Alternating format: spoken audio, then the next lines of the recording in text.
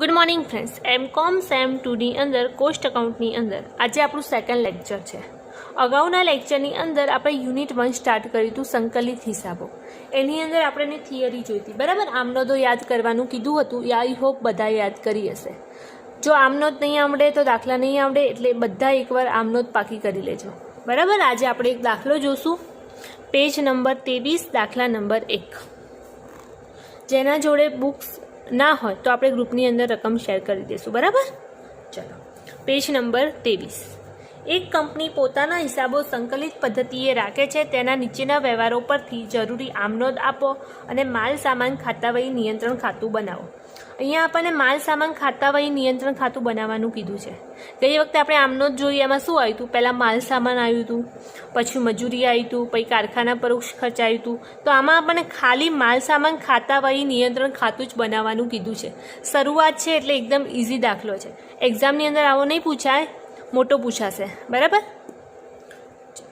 પહેલું છે માલ સામાનની ઉધાર ખરીદી, પછી છે રોકડ ખરીદી, પછી ઉત્પાદન અંગે માલ સામાન આપ્યો. હવે ઉત્પાદન શબ્દ આવે, ઉત્પાદન શબ્દ આવે તો ચાલુ કામ આવે. ઉત્પાદન શબ્દ આવે તો ચાલુ કામ ખાતે ઉધાર થાય. ગઈ વખતે આપણે આમનોંધ જોઈ હતી. અને માલ સામાન ખાતાવહી નિયંત્રણ ખાતું જમા થાય. પછી સમારકામ અંગે માલ સામાન આપ્યો. સમારકામ શબ્દ આવે તો કારખાના પરોક્ષ ખર્ચ ખાતું ઉધાર આવે, બરાબર. ખરીદેલ માલ પરત કર્યો, એટલે જે ખરીદીની નોંધ થાય ને એની ઉલટી નોંધ થઈ જાય, બરાબર. પછી ખાસ જોબ માટે માલ ખરીદ્યો. આવું હતું નહીં આમનોંધમાં, પણ ખાસ જોબ એટલે આપણી જે સેકન્ડ નંબરની આમનોંધ હતી કે સીધી ખરીદી કરવામાં આવે ને, એની જે આમનોંધ થાય ને એ ખાસ જોબમાં આવે, બરાબર. એના પછી છે કે માલ સામાન આગથી બળી ગયો. આગથી બળી ગયો એને કેવું નુકસાન કહેવાય? અસામાન્ય નુકસાન કહેવાય. એ સામાન્ય નુકસાન ના કહેવાય. આગથી માલ બળી જાય તો વધારે પડતું નુકસાન થાય, બરાબર. પછી માલ સામાનનો સામાન્ય બગાડ છે. તો ચલો આપણે સૌથી પહેલાં શું કરશું? આમનોંધ લખશું. કેટલી એન્ટ્રી છે અહીંયા? 1 2 3 4 5 6 7 8. 8 આમનોંધ લખવાની છે અને માલ સામાન ખાતાવહી નિયંત્રણ ખાતું બનાવવાનું. જોડે જોડે બધા મારા જોડે લખતા બી જજો, બરાબર, અને યાદ પણ કરતા જજો. ચલો, તો પહેલાં શું છે? માલ સામાનની ઉધાર ખરીદી. શું છે? માલ સામાનની ઉધાર ખરીદી. હવે માલ સામાન આપણે ઉધાર ખરીદીએ તો કોના જોડેથી ખરીદીએ? લેણદાર આપણા ઉધાર થાય, ઊભા થાય. તો આપણે લેણદાર ખાતું ગઈ વખતે શું કર્યું હતું? જમા કર્યું હતું. અહીંયા લખતા જઈએ, બરાબર. પહેલું શું છે? માલ સામાનની ઉધાર ખરીદી. તો લેણદાર ખાતું જમા થાય અને આપણે શું કરી દઈએ છીએ? માલ સામાન. પણ જ્યારે સંકલિત હિસાબી પદ્ધતિ હોય તો શું લખવામાં આવે છે? માલ સામાન ખાતાવહી નિયંત્રણ ખાતે ઉધાર, નિયંત્રણ ખાતે ઉધાર, તે લેણદાર ખાતે જમા, તે લેણદાર ખાતે જમા, બરાબર. તો અહીંયા દેખો કેટલી આપણને આપ્યા છે પૈસા? ₹26. કેટલા આપ્યા છે? ₹26,800. કેટલા છે? 26,800. તો અહીંયા લખી દો 26,800. હવે એના પછી શું છે? માલ સામાનની રોકડ ખરીદી. ખરીદ્યો તો આપણે શું છે? માલ સામાન જ, એટલે માલ સામાન ઉધાર થઈ જાય, પણ એ રોકડેથી ખરીદ્યો છે તો રોકડ ખાતું, રોકડ જાય તો જમા. તો રોકડ ખાતું શું થઈ જાય? જમા. તો એની આમનોંધ શું થઈ જશે? અહીંયા લખી દઈએ, માલ સામાનની રોકડ ખરીદી. માલ સામાનની રોકડ ખરીદી. તો અહીંયા શું આવશે? માલ સામાન ખાતાવહી નિયંત્રણ ખાતે ઉધાર, તે રોકડ ખાતે જમા.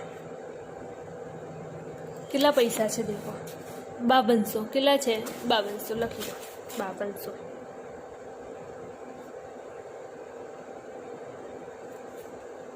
બરાબર. એના પછી ત્રીજા નંબરની શું છે?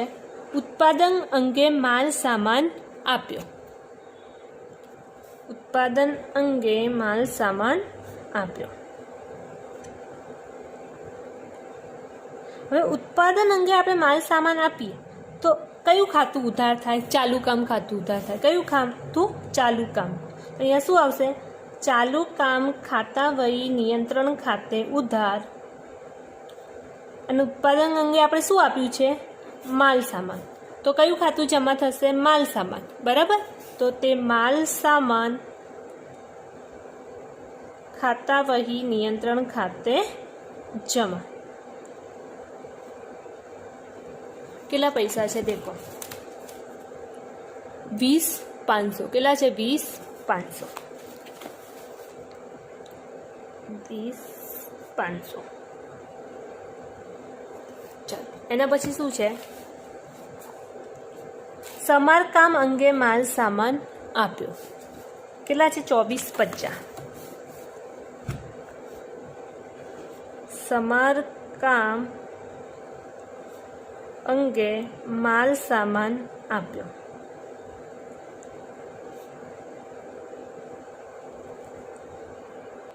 હવે અહીંયા દેખો, જ્યારે સમારકામ હોય ને તો ઓટોમેટિકલી આપણે શું લખવાનું? કારખાના પરોક્ષ ખર્ચ. ઉત્પાદન હોય તો ચાલુ કામ, સમારકામ હોય તો કારખાના પરોક્ષ ખર્ચ. કારખાના પરોક્ષ ખર્ચ ખાતે ઉધાર શું આપ્યું છે? માલ સામાન. તો તે માલ સામાન ખાતા વહી નિયંત્રણ ખાતે જમા. કેટલા પૈસા છે અહીંયા દેખો? 24,50. કેટલા છે? 24,50.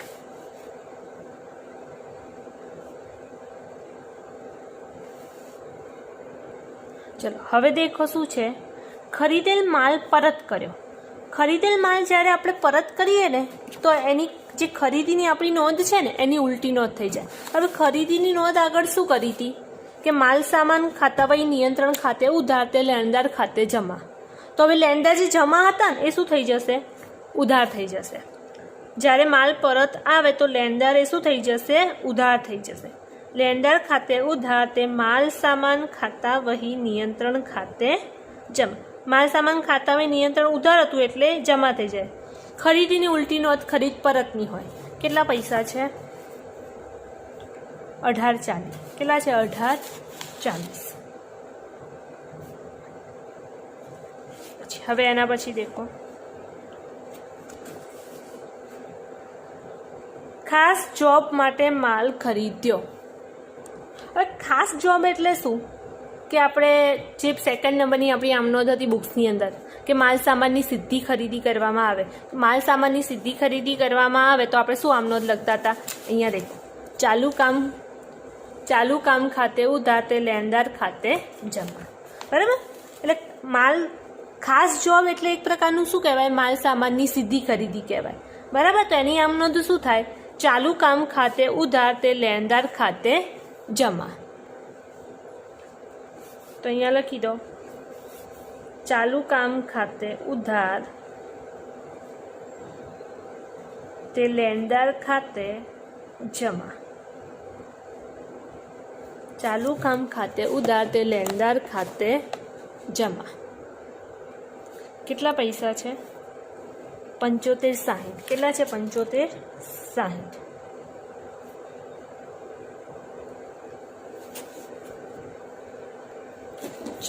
ચાલો એના પછી શું છે કે માલ સામાન આગથી બળી ગયો. હવે માલ સામાન જ્યારે આગથી બળી જાય ને તો એને શું કહેવાય? માલ સામાન આગથી બળી ગયો તો એને શું કહેવાય? અસામાન્ય નુકસાન કહેવાય. ઘણું બધું નુકસાન કહેવાય. તો એની આમ નોંધ આપણે શું થશે? અહીંયા આપણે બુક્સની અંદર માલ સામાનની નથી આપી પણ મજૂરીની આપી હતી. બરાબર. જ્યારે અસામાન્ય નુકસાન થાય ત્યારે અસામાન્ય નુકસાન થાય ત્યારે શું હતું? નફા નુકસાન ખાતે ઉધાર તે મજૂરી નિયંત્રણ ખાતે જમા. પણ આપણે અહીંયા મજૂરી અસામાન્ય નથી, મજૂરીનું નુકસાન નથી, પણ આપણું શું છે? માલ સામાનનું નુકસાન છે. આપણો માલ સામાન આગથી બળી ગયો છે. તો જે ઉધાર નફા નુકસાન એ બરાબર છે, નફા નુકસાન ઉધાર થશે પણ જમા શું થશે? માલ સામાન થશે. કેમ કે નુકસાન કોનું છે? માલ સામાનનું. એટલે જેનું નુકસાન હોય એ ખાતું શું થાય? જમા થાય. તો નફા નુકસાન ખાતે ઉધાર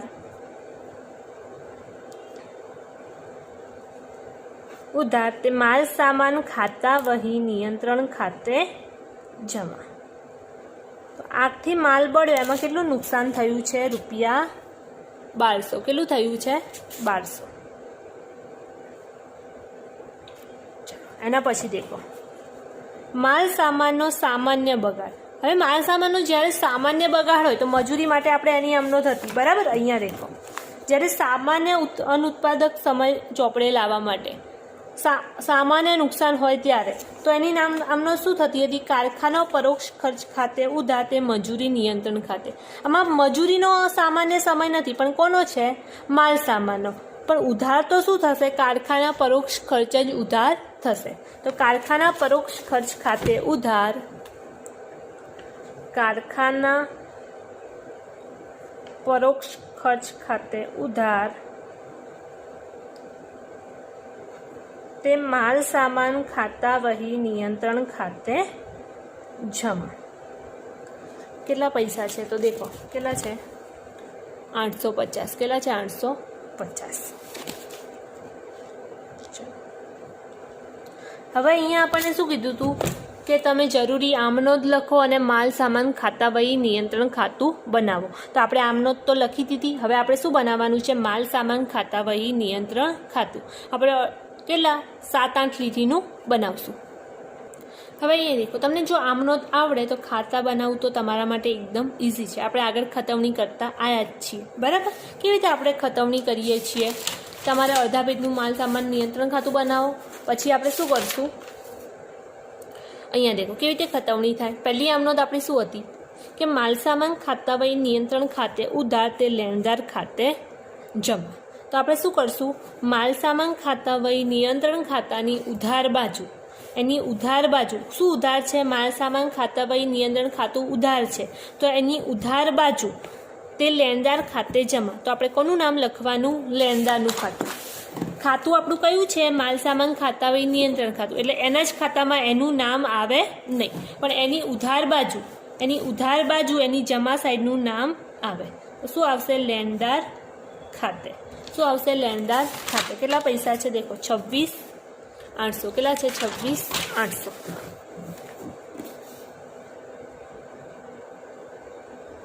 ચલો હવે બીજા નંબરની એન્ટ્રી દેખો શું છે? માલ સામાનની રોકડેથી ખરીદી કરવામાં આવે તો એની આમનો શું છે? માલ સામાન ખાતા વહી નિયંત્રણ ખાતે ઉધાર, એટલે એ ખાતાની ઉધાર બાજુ તે રોકડ ખાતે જમા। તો માલ સામાન ખાતા વહી નિયંત્રણ ખાતાની ઉધાર બાજુ નામ કોનું આવશે? રોકડનું। કોનું નામ આવશે?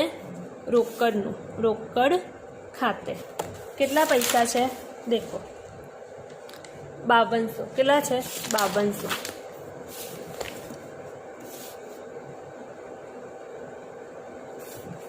ચલો હવે એના પછી દેખો એના પછી શું છે? ઉત્પાદન અંગે માલ સામાન આપવામાં આવે તો એની આમનો શું છે? ચાલુ કામ ખાતે ઉધાર તે માલ સામાન ખાતા વહી નિયંત્રણ ખાતે જમા। હવે અહીંયા દેખો આપણે ચાલુ કામ બનાવ્યું છે નહીં, આપણને ખાલી શું બનાવવાનું કીધું છે? માલ સામાન ખાતા વહી નિયંત્રણ ખાતું। હવે એની જમા સાઈડ એ જમા બોલે છે, બરાબર। તો એની જમા સાઈડ નામ કોનું આવશે? ચાલુ કામ ખાતે। અને પૈસા કેટલા છે? 20,500। તો એની જમા સાઈડ લખો ચાલુ કામ ખાતે 20,500। ચાલો એના પછી શું છે? સમારકામ અંગે માલ સામાન આપ્યો। સમારકામ અંગે માલ સામાન આપ્યો આમનો શું છે? કારખાના પરોક્ષ ખર્ચ ખાતે ઉધાર તે માલ સામાન ખાતા વહી નિયંત્રણ ખાતે જમા। માલ સામાન ખાતા વહી નિયંત્રણ ખાતું જમા છે તો એની જમા સાઈડ નામ કોનું આવશે? કારખાના પરોક્ષ ખર્ચનું। કારખાના પરોક્ષ ખર્ચ ખાતે પૈસા કેટલા છે? 24,50। કેટલા છે? 24,50। ચલો એના પછી શું આમનો છે? લેણદાર ખાતે ઉધાર તે માલ સામાન ખાતા વહી નિયંત્રણ ખાતે જમા। ફરીથી માલ સામાન ખાતા વહી નિયંત્રણ ખાતે જમા છે તો એના જમા બાજુ નામ કોનું આવશે? લેણદારનું। પૈસા કેટલા છે? 18,40। પૈસા કેટલા છે? 18,40। એના સાઈડ એની જમા સાઈડ લખો લેણદાર ખાતે 18,40। એના પછી દેખો શું આમનો છે? ચાલુ કામ ખાતે ઉધાર તે લેણદાર ખાતે જમા। હવે અહીંયા દેખો અહીંયા માલ સામાન ખાતાવહી નિયંત્રણનું કોઈ નામ છે નહીં, એટલે એ ખાતું આવશે નહીં. ચલો, એના પછી શું છે? નફા નુકસાન ખાતે ઉધાર તે માલ સામાન ખાતાવહી નિયંત્રણ ખાતે જમા. તો માલ સામાન ખાતાવહી નિયંત્રણ ખાતાની જમા બાજુ શું નામ આવશે? નફા નુકસાન ખાતે. પૈસા કેટલા હતા? 1200 રૂપિયા. કેટલા હતા? 1200 હતા. બરાબર. ચલો, હવે છેલ્લી આમનો શું છે? કારખાના પરોક્ષ ખર્ચ ખાતે ઉધાર તે માલ સામાન ખાતાવહી નિયંત્રણ ખાતે જમા. ફરી માલ સામાન ખાતાવહી નિયંત્રણ ખાતું જમા છે, તો એના જમા સાઈડ કોનું નામ આવશે? કારખાના પરોક્ષ ખર્ચનું. પૈસા કેટલા છે? 850. કારખાના પરોક્ષ ખર્ચ ખાતે કેટલા હતા? 850 રૂપિયા. 850. ચલો, હવે સરવાળા કરી દો અને બાકી શોધી લો કઈ બાજુ બાકી આવે છે. ચલો, પહેલાં આપણે ઉધાર સાઈડનો સરવાળો કરશું. બરાબર. ઉધાર સાઈડ 2 એન્ટ્રી છે, 26,800 પ્લસ 5200. કેટલો સરવાળો થાય છે? 32,000. હવે આપણે જમા સાઈડની એન્ટ્રી કરીએ. 20,500 પ્લસ 24,50 પ્લસ 18,40 પ્લસ 1200 પ્લસ 850. કુલ સરવાળો આપણો કેટલો હતો? 32,000. એટલે ઉધાર સાઈડ વધારે છે, જમા સાઈડ ઓછો છે, એમાંથી 32,000 બાદ કરો. કેટલા આવે છે? 51,60. 51,60 અહીંયા આખરની બાકી આવે છે. અહીંયા શું લખવાનું? બાકી આગળ લઈ ગયા. શું લખવાનું? બાકી આગળ લઈ ગયા. સરવાળો કેટલો છે? 32,000.